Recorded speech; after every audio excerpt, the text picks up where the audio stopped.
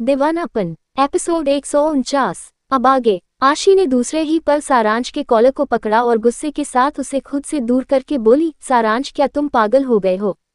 तुम्हें पता भी है तुम क्या कर रहे हो? लेकिन सारांश फिर से उसके होठों के करीब आते हुए बोला, मैं तुम्हें बताना चाहता हूँ कि तुम किससे बिलोंग करती हो। तुम मेरी हो, तुम मुझे ऐसे इग्नोर नहीं कर सकती। तुम्हें पता भी है तुम्हारी बातें मुझे कितना ज्यादा तकलीफ पहुंचाती है। नहीं, तुम्हें एहसास नहीं होगा क्योंकि तुम्हारे सीने में ऐसा लगता है कि दिल ही नहीं है। ये सुनते ही आशी ने गुस्से के साथ कहा, हाँ सही कहा तुमने। मेरे सीने में कोई दिल नहीं है। मैं एक पत्थर दिल इंसान हूँ। मुझे किसी से कोई फर्क नहीं पड़ता। सुन लिया तुमने? समझ आ गया ना तुम्हें? उम्मीद करती हूँ कि अब तुम दोबारा कभी मुझसे ऐसी बात नहीं करोगे और ना ही मुझे टच करने की कोशिश करोगे। इसी के साथ वो बाहर निकल गई। वही सारांश उसे ऐसे जाते देख गुस्से से दीवार पर हाथ मारते हुए बोला, आखिर तुम्हें कब समझ आएगा कि हम जो करते हैं वो सही है? इसमें कुछ भी गलत नहीं है।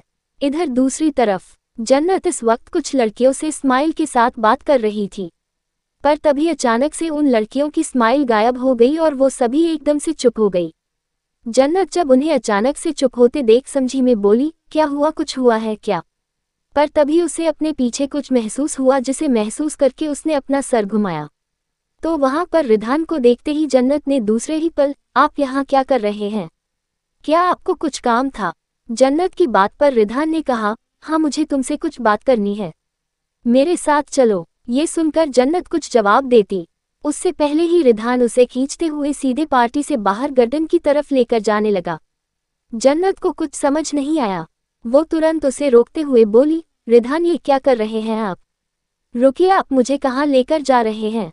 देखिए मैंने कहा ना, पहले मेरी बात तो सुन लीजिए। Ridhan please stop it. Ridhan ने उसकी एक बात नहीं सुनी। वो उसे सीधे खींचते हुए गार्डन में ले आया और गार्डन में गुस्से से छोड़ते हुए बोला, क्या कर रही थी तुम?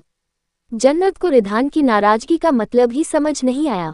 को ना समझी में बोली, रिधान व्हाट हैपेंड, क्या बात है, आप ऐसे नाराज क्यों हो रहे हैं? क्या कर दिया मैंने? रिधान गुस्से से दांत पीसते हुए बोला, मैं देख रहा था तुम वहां सबके ऊपर ध्यान दे रही थी, शिवाय मेरे। ये सुनते ही एक सेकंड के लिए जन्नत को समझ नहीं आया कि वो क्या बोले। उसने दूसरे ही पल कहा, क्या मैं आप पे ध्यान नहीं दे रही थी? रिधान आप ऐसी बातें कह भी कैसे सकते हैं, जबकि आपको अच्छे से पता है कि मैं जहां भी रहती हूं सिर्फ आपका ही ख्याल मेरे दिल और दिमाग में रहता है। लेकिन रिधान ने गुस्से के साथ कहा, पर वहां तुम लड़कियों से ऐसे मुस्कुराकर बात क्यों कर रही थी? आखिर ऐसी क्या बात हो रही थी तुम दोनों के बीच? ये सुनकर अब जन्नत ने अपना सर पकड़ते हुए कहा, रिधान प्लीज अब आप ये मत कहिए कि आपको लड़कियों से भी जलन हो रहा था क्योंकि वो मुझसे बात कर रही थी। मैंने सपने में भी नहीं सोचा था कि आप इतने ज्यादा जल कुकड़ा निकलेंगे कि लड़कियों से भी आपको जलन होने लगेगा। ये सुनकर अब गुस्से के साथ रिधान ने उसे पकड़ते हुए कहा, मैं तुमसे प्यार करता हूँ और मेरे प्यार में इसी तरह का पागलपन, दीवानगी और आवारगी है। तुम्हें ये सब कुछ टॉलरेट करना पड़ेगा और ये ध्यान रखना पड़ेगा कि मेरे अलावा तुम किसी से भी ऐसी बात ना करो, क्योंकि तुमसे इस तरह से बात करने का अब हक सिर्फ मुझे है। तुम्हारे होठों पर ये जो हंसी है, मैं चाहता हूँ इनकी वजह सिर्फ और सिर्फ मैं बनूं, गॉट इट? ये सुनकर अब जन्नत को समझ नहीं आया कि वो क्या बोले, लेकिन उसे समझा जा रहा था कि रिधान इस वक्त काफी गुस्से में है।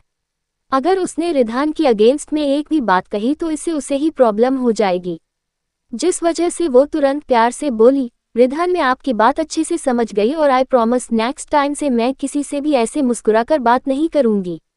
अब हम चले अंदर। रिधान ये सुनकर उसे घूरने लगा। जन्नत ने वापस से कहा, रिधान क्या हुआ, चले अंदर? लेकिन रिधान ने इस बार भी कुछ नहीं कहा और अपना सर नीचे झुकाकर खड़ा हो गया। जन्नत को जैसे समझ आ गया हो और वो अपने हाथों को फोल्ड करके बोली, रिधान आप सच में बिल्कुल बच्चों की तरह बिहेव करते हैं। ये कहकर वो आगे बढ़ी और रिधान की होठों पर किस करते हुए बोली, अब आप खुश हैं? क्या आप चल सकते हैं? ये सुनकर रिधान तिरछा मुस्कुराया और बोला, तू मुझे काफी अच्छे से समझने लगी हो, चलो चलते हैं। ये सुनकर जन्नत ने अपना सर लाचारी से हिला दिया और मन में बोली, जब रिधान ऐसे बच्चों जैसी हरकतें करते हैं, मैं सोच रही हूँ जब हमारा खुद का बच्चा हो जाएगा तो वो कैसे कैसे हरकतें करेगा। ओ गॉड, मुझे तो लग रहा है कि मुझे दो बच्चों को संभालना पड़ेगा।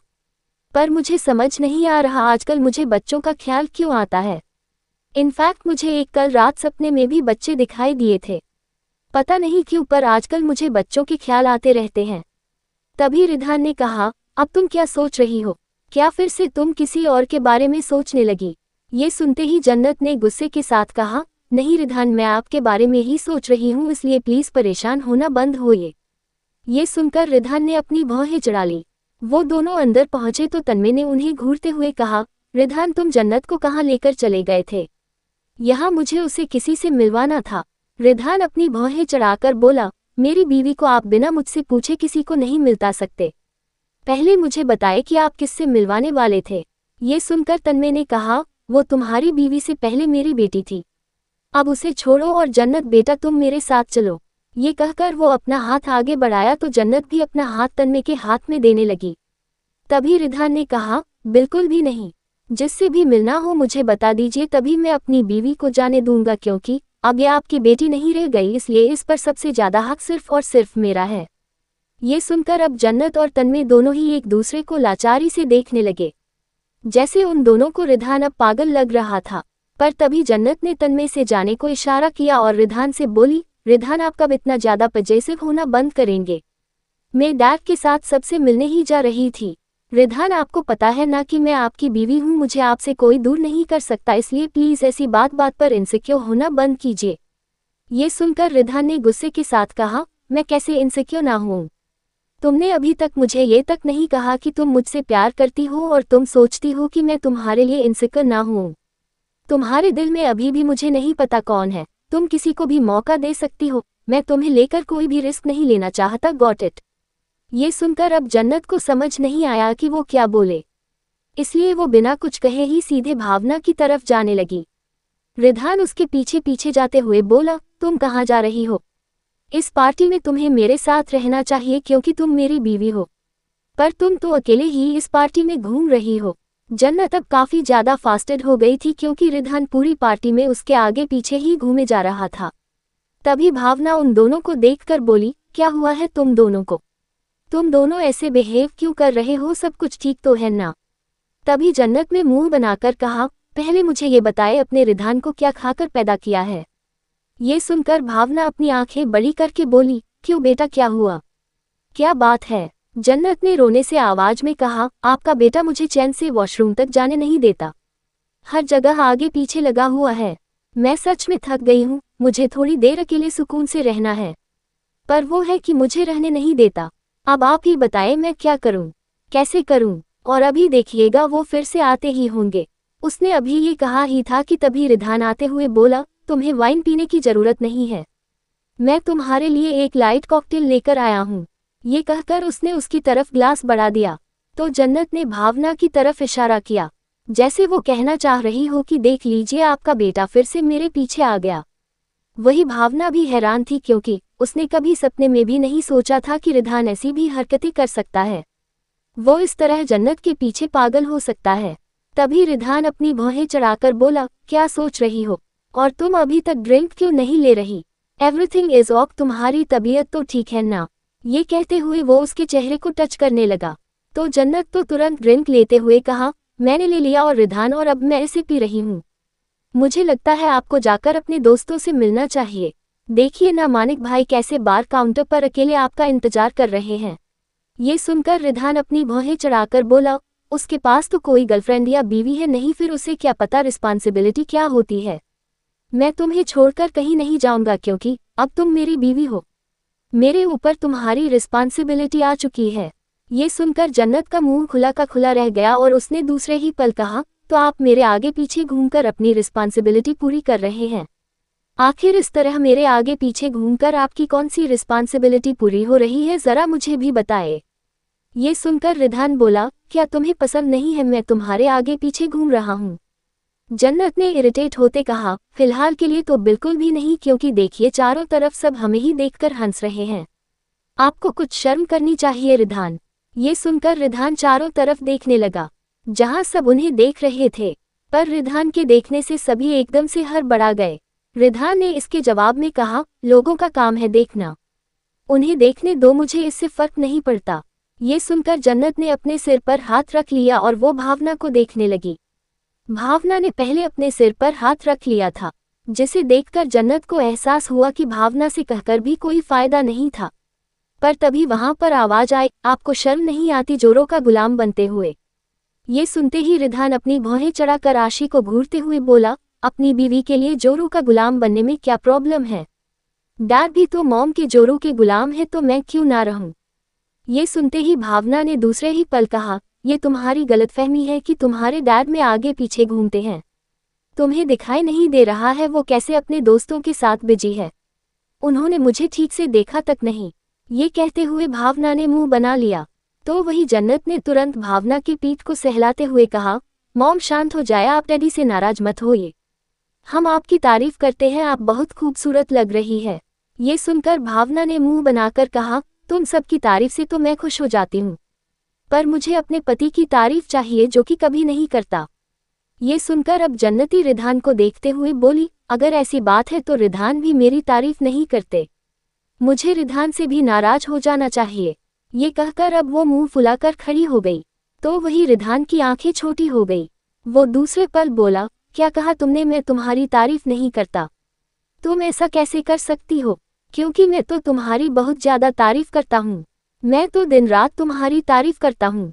जब हम रात में करीब आते हैं तो उस वक्त भी मैं तुम्हारी तारीफ करता हूँ। तुमसे इस तरह से मेरा नाम लेकर रात को चिल्लाती हो, उस वक्त भी मैं तुम्हारी तारीफ करता हूँ। अभी और कैसी और किस तरह की तारीफ करूँ? ये सब सुनकर तो अब जन्नत के कान से दुआ तक निकलने लगा। उसे यकीन नहीं हुआ कि रिधान इतना बेशर्म हो सकता था कि अपनी माँ और बहन के सामने ऐसी बातें करे। जन्नत तुरंत गुस्से से वहां से जाते हुए बोली, रिधान मुझसे बात मत कीजिएगा। आपके अंदर बिल्कुल भी शर्म नहीं है, आप किसी के सामने कुछ भी बोलते हैं। ये सुनते ही रिधान तुरंत उसके पीछे जाते हो बोला, ये तुम क्या कह रही हो? मैंने तो सिर्फ वही कहा जो सच है। तुम सबसे झूठ क्यों बोलती हो कि मैं तुम्हारी तारीफ नहीं करता, जबकि मुझसे ज्यादा आज तक तारीफ तुम्हारी किसी ने नहीं की होगी। ये कहते हुए उसने उसे पिलर से टिका दिया। तो वही जन्नत ने गुस्से के साथ कहा, रिधान छोड़िए मुझे, जाइए जाकर अपना काम कीजिए, देखिए सब आपको ही ढूंढ रहे हैं। लेकिन रिधान उसके चेहरे पर अपनी उंगलियां चलाते हुए बोला, और यू नो वॉट, जब तुम ऐसे नाराज होकर मुंह फुला लेती हो तो और भी ज्यादा खूबसूरत लगती हो। मुझे सबसे ज्यादा तुम्हारा यही फेस पसंद है। You look like a baby. ये कहते हुए वो नीचे झुका और उसके गाल पर किस कर लिया। तो अचानक से जन्नत की पकड़ उसके कंधे पर काश गई। इधर दूसरी तरफ भावना और आशी उन्हें ही देख रहे थे। भावना अपनी नजरें घुमाते हुए बोली, मेरा बेटा ना कहीं भी शुरू हो जाता है। पता नहीं मेरी बेटी जन्नत कैसे उस जैसे इंसान को संभालती है। तभी आशी ने मुंह बनाकर कहा, मुझे तो लगता है कि आपको रिधान को पागल खाने भेज देना चाहिए। ये बात सुनते ही भावना दूसरे ही पल जोर जोर से हंसने लगी और हंसते हुए बोली, सच कहूं तो जन्नत ने भी मुझसे यही कहा था कि मैं रिधान को पागल खाने भेज दूं। मेरा बेटा पता नहीं क्यों इतना पागलपन करता है, लेकिन मैं सच बताऊं तो उसके लिए बहुत खुश हूं, क्योंकि वो पहले ऐसे नहीं था। वो पहले बहुत ज्यादा ऑब्जर्व रहता था। वो ना तो किसी से बात करता था, न ही उसका किसी से कोई लेना देना था। पर जब से जन्नत की उसके साथ शादी हुई है तब से वो बहुत ज्यादा बदल गया है। पहले तो मैं उसे उसका भाई बना चुकी थी और रिधान जन्नत दोनों को एक दूसरे के भाई बहन के तौर पर देखा करती थी। पर देखो ना वक्त कितनी जल्दी बदल गया। जैसे ही भावना ने भाई बहन का जिक्र किया, अचानक से आशी खामोश हो गई और उन्हें ही एक साथ देखने लगी। उन्हें ऐसे देखकर उसे अपने और सारांश के बारे में याद आने लगा और उसने कसकर अपनी ड्रेस पकड़ ली। आगे की स्टोरी के लिए कमेंट कीजिए।